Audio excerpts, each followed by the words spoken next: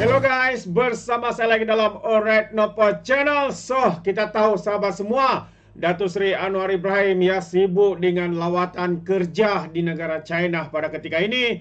Dan hari ini ya satu sidang media bersama dengan juru cakap Kerajaan Perpaduan YB Fahmi memberikan perkembangan hasil lawatan kerja ya beberapa pemimpin kabinet ya bersama Datuk Seri dalam kerangka lawatan kerja di China. Jadi tanpa membuang masa sahabat semua, izinkan saya untuk membawakan anda untuk mendengar ya perkembangan melalui YB Fahmi sebentar tadi. Jadi tanpa membuang masa, ayo kita tonton video ini. Seterusnya, Yang Amat Berhormat Perdana Menteri telah memberi sedikit update hasil lawatan beliau dan delegasi ke negeri China, dan dalam pertemuan beliau bersama dengan Perdana Menteri Li Qiang dan juga Presiden Xi Jinping, banyak perkara telah dibincangkan, dan juga satu jemputan ke sidang kemuncak ASEAN GCC pada tahun depan telah dipanjangkan, dan ini membuktikan bahawa Malaysia sebagai sebuah negara yang berdaulat dan berdagang dengan mana-mana negara yang ingin berdagang dengan Malaysia dan bersahabat dengan mana-mana negara yang ingin bersahabat dengan Malaysia. Inilah dasar kita, dan dengan hubungan yang baik ini sudah pasti limpahan positif kepada rakan-rakan dalam lingkungan ASEAN juga nanti, insya-Allah. Yang Amat Berhormat Perdana Menteri juga telah memaklumkan kepada jemaah menteri bahawa esok 9 hari bulan November beliau bersama delegasi akan berangkat ke Kahirah, ke Kairo untuk lawatan rasmi bertemu dengan Presiden Sisi, dan pada 11 hari bulan November Yang Amat Berhormat Perdana Menteri akan ke Riyadh untuk sidang tergempar OIC dan negara-negara Arab berkaitan isu Palestin. Dan selepas itu Yang Amat Berhormat Perdana Menteri akan kembali ke Kahirah untuk menyambung lawatan rasmi beliau. Kemudian akan ke Lima, Peru untuk sidang APEC, diikuti dengan Rio de Janeiro untuk sidang G20 atas jemputan pengurusi G20.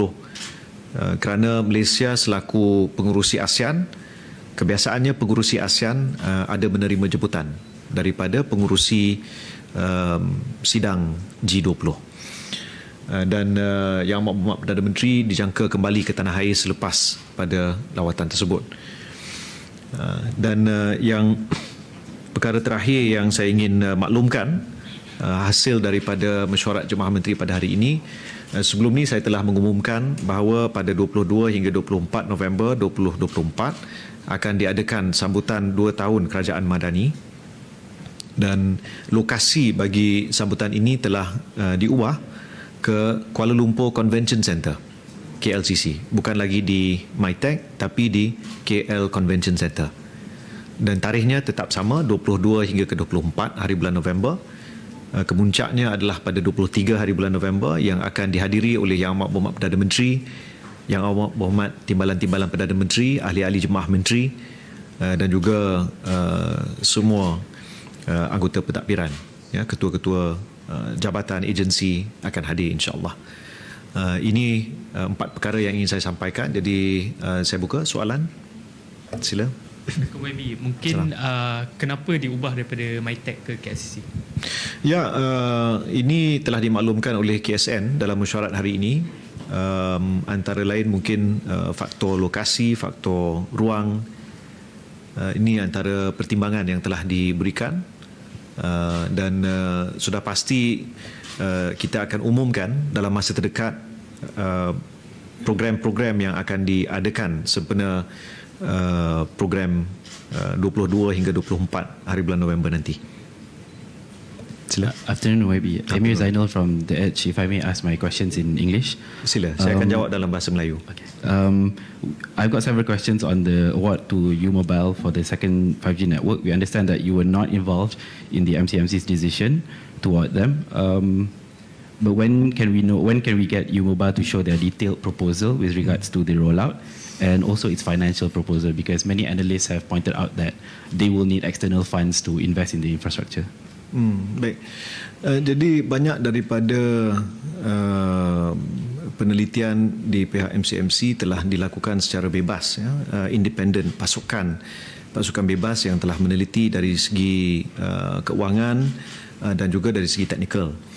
Dan setelah diumumkan tempoh hari, langkah berikutnya saya difahamkan pihak MCMC akan memanggil pihak U-Mobile untuk mengadakan perbincangan, kerana seperti yang kita semua sedia maklum, U-Mobile pada sehari selepas pengumuman oleh MCMC, pihak U-Mobile telah memaklumkan bahawa mereka bersedia untuk bekerjasama dengan sejumlah rakan-rakan strategik, sama ada di kalangan syarikat penyedia perkhidmatan mudah alih ataupun Mobile Network Operator MNO dan sebagainya.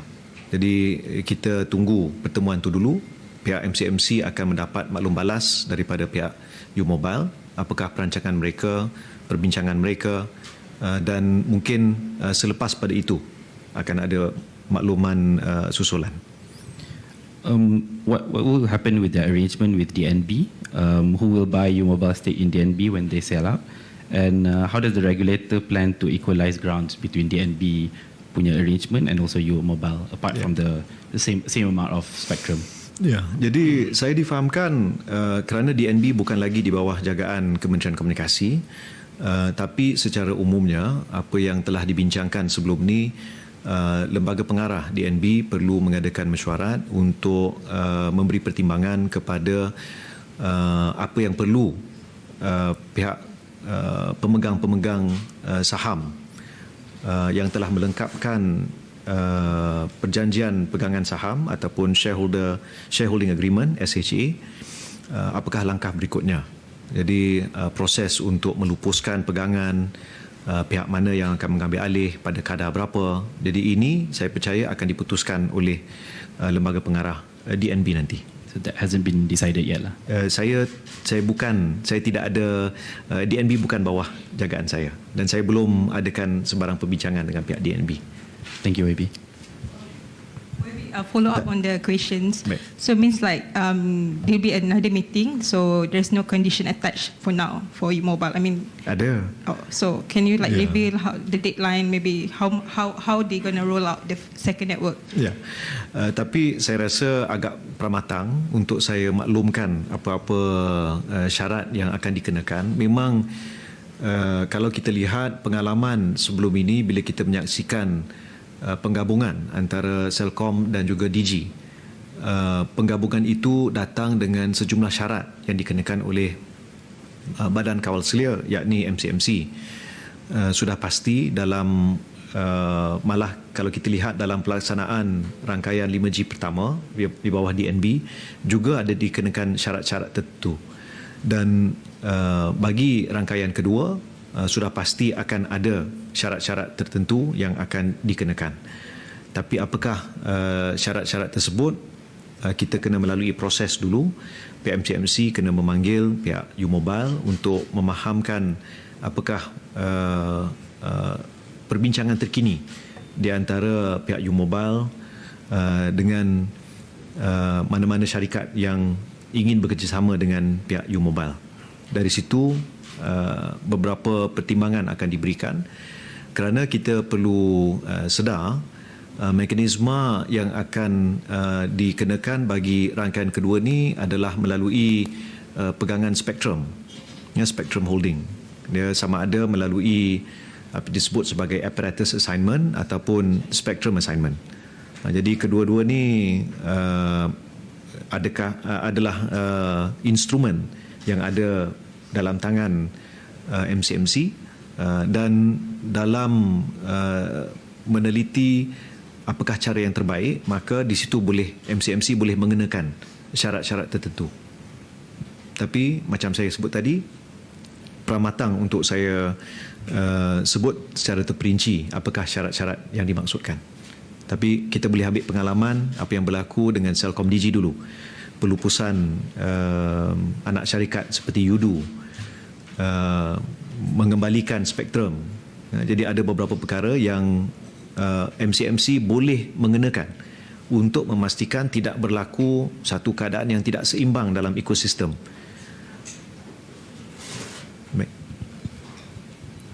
Baik, saya Faizal dari Malaysia Kini. Susulan pemilihan U-Mobile, kita tengok ada beberapa kritikan daripada pihak-pihak tertentu. Adakah kementerian melihat perlu untuk review balik pemilihan ni setakat ni? Tidak. Tidak. Kalau kita lihat dalam sidang parlimen, bila saya menjawab pada tempoh hari sewaktu sesi soal jawab menteri, saya dapati kebiasaannya ahli-ahli parlimen akan mengambil peluang untuk bertanya lanjut. Ada yang membangkitkan soalan, dan sekiranya ada di kalangan mereka yang ingin mendapat maklumat tambahan, saya sedia untuk memberikan. Dalam konteks pemilihan MCMC, ia telah dilakukan secara bebas oleh pasukan teknikal dalam MCMC dan diputuskan secara sebulat suara oleh ahli-ahli Suruhanjaya. Jadi tidak, pihak pentadbiran tidak terlibat, tidak masuk campur. Dan saya perlu peringatkan, ini bukan kontrak, ini bukan lesen. Instrumennya nanti adalah spektrum 3.6 GHz yang dikenali juga sebagai F2 yang boleh diberikan untuk dibangunkan rangkaian 5G kedua. Jadi tidak ada dana awam yang terlibat dalam membangunkan rangkaian 5G kedua negara. Dan dari segi aspek pengurusan, tata kelola, governance, setakat ini semua berjalan dengan tertib. Tidak ada campur tangan. Mungkin dari satu sudut, ada yang bertanya adakah pihak yang menerima ini layak menerima. Dia layak untuk bertanding sebab syarat yang dikenakan untuk sesiapa yang ingin memasukkan permohonan untuk menjadi syarikat yang akan menerajui pembangunan rangkaian 5G kedua, dia mesti lengkap SHA, dia punya shareholding agreement, pegangan saham dalam DNB, dan ada 3 syarikat sahaja yang layak, iaitu CelcomDigi, Maxis dan U-Mobile. Jadi dari segi mata kasarnya, ketiga-tiga ni ada boleh masuk permohonan dan boleh menang. Tapi seperti yang saya pernah jelaskan semalam di parlimen dan saya jelaskan sekarang, aspek yang diberi pertimbangan oleh pihak MCMC, dia melibatkan aspek rancangan perniagaan, business plan, rancangan teknikal untuk membangunkan network dan juga performance.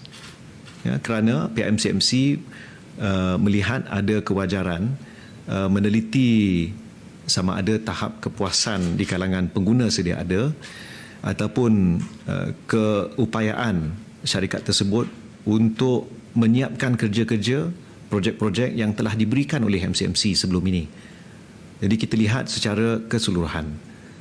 Dan kalau kita buat perbandingan, CelcomDigi mempunyai 18,000 menara, akan ada 18,000 menara setelah mereka melengkapkan proses integrasi, dan Maxis mempunyai 12,000 menara, U-Mobile mempunyai 10,000 menara.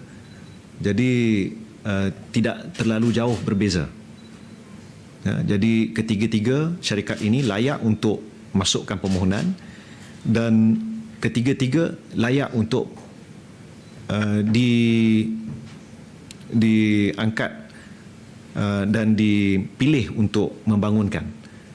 Tapi apa yang Suruhanjaya telah putuskan, apa MCMC telah putuskan ialah U-Mobile. Saya akur dengan keputusan MCMC. Ada apa-apa soalan lain? Sila. Maybe saya Ain daripada NST. Maybe ada tak buat perbincangan mengenai perks dan benefit yang terlampau tinggi untuk GLIC dan GLC? Tidak ada perbincangan khusus pada hari ini, tapi secara umumnya memang Jemaah Menteri telah meneliti isu urus tadbir bagi GLC dan GLIC, dan memang ada diberikan tumpuan termasuk kepada isu ganjaran, isu bonus. Tapi yang menjadi keutamaan ialah aspek tata kelola, aspek governance. Ini yang diberikan keutamaan.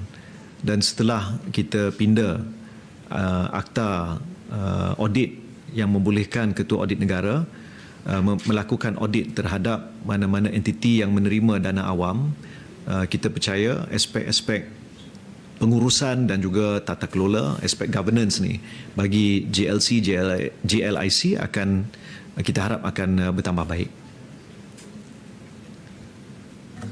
Sila. YB, Faiz daripada FMT. YB, boleh update sikit tak status lantikan ketua pengarah JECOM yang baru? Mungkin belum ada. Tapi kerja-kerja berjalan. Senarai-senarai calon ke? Melibatkan orang politik ataupun Awak nak jadi calon ke? pelbagai? Sesuai ya. Kalau ada saya akan bagi pertimbangan yang wajar. Hantar CV nanti pada Puan Hanim. Tahniah ya. Jangan lupa kami nanti open table. Baik. YB, semalam susulan pendedahan laporan PSC terhadap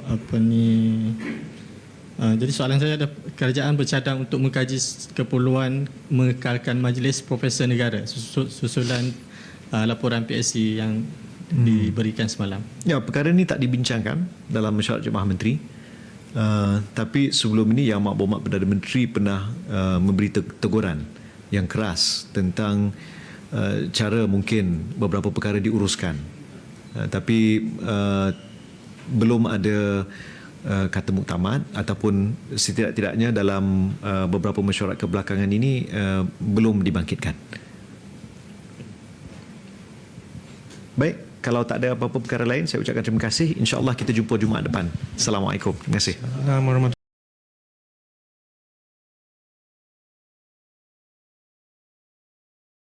Alright, so itu dia banyak juga perkembangan yang diberikan oleh YB Fahmi sebagai jurucakap Kerajaan Perpaduan, dan kita tahu bagaimana kesibukan Perdana Menteri kita dari lawatan ke satu negara ke satu negara, jemputan demi jemputan, kerana sekarang ini Malaysia selaku pengurusi ASEAN dan juga Perdana Menteri kita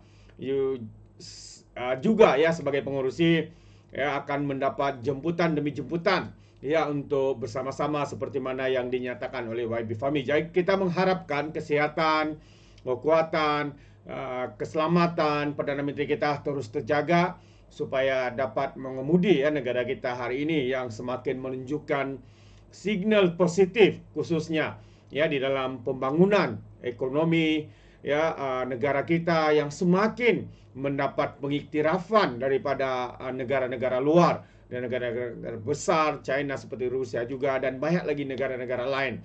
Jadi tahniah kita ucapkan kepada Perdana Menteri yang bekerja tanpa rehat, tanpa mengambil gaji sahabat-sahabat semua.